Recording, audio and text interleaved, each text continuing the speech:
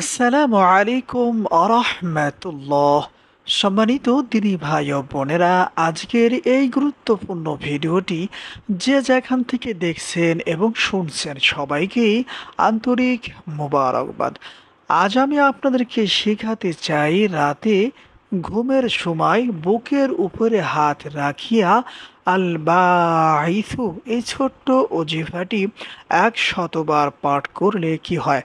আবারও বলছি, আজকের আলোচনার বিষয়বস্তু হচ্ছে ঘুমের সময় বুকের উপরে হাত রেখে ১০০বার আল বাঈথু পড়লে কি হয়।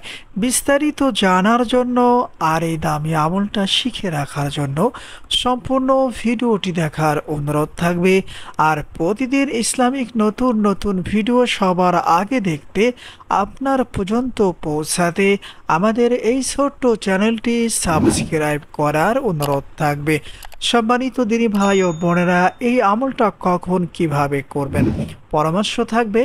রাতে যখন খাওয়া দাওয়া নামাজ কালাম শেষ করে বিছানায় ঘুমানোর জন্য যাবেন, তখন এই আমলটা করে নিতে হবে। ধরে নিন আমি রাতের খাওয়া দাওয়া শেষ করে নামাজ কালাম শেষ করে বিছানায় ঘুমের জন্য আসছি, আর আপনাদেরকে এই আমলটা করে দেখাচ্ছি। সর্বপ্রথম আমাদের কাজ হচ্ছে ৩বার ইস্তিগফার পাঠ করে নিয়া আস্তাগফিরুল্লাহ রাব্বি মিন কুল্লি যামবি ওয়া আতুবু ইলাইহি। ঘুমের পূর্বে ৩বার ইস্তিগফার পাঠ করলে রাসূল আকরাম সাল্লাল্লাহু আলাইহি ওয়াসাল্লাম বলেছেন, ওই ব্যক্তির সকল গুনাহ আল্লাহ সুবহানাহু ওয়া তাআলা মাফ করে দেন। সুবহানাল্লাহ। এজন্য সম্মানিত দিনী ভাই ও বোনেরা, অবশ্যই ঘুমের পূর্বে ৩বার যে কোনো ইস্তিগফার পাঠ করে নেবেন।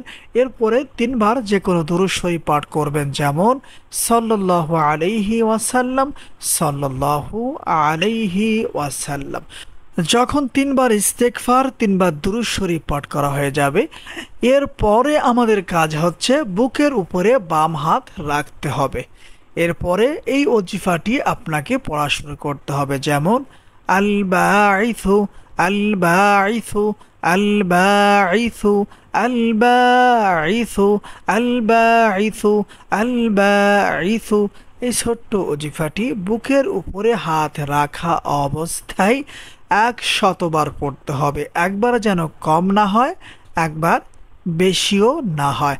যখন আল বাঈথু এই ওজিফাটি ১০০বার পড়া হয়ে যাবে, এরপরে বুকের উপরে হাত রাখা অবস্থায় একবার আপনাকে দুরূদে ইব্রাহিম অথবা অন্য কোনো দুরূদ শরীফ পাঠ করতে হবে, যেমন সাল্লাল্লাহু আলাইহি ওয়াসাল্লাম।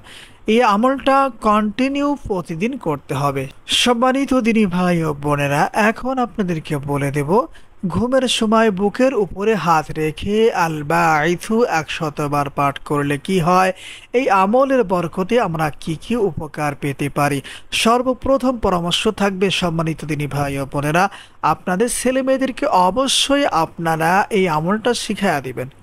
কারণ আল্লাহ সুবহানাহু ওয়া তাআলা তাদেরকে জ্ঞান বিজ্ঞানের অশেষ এলেম দান করবেন। এজন্য যদি সম্ভব হয় আপনার ছেলে মেয়েদেরকে এই আমলটা শিখাইয়া দিবেন।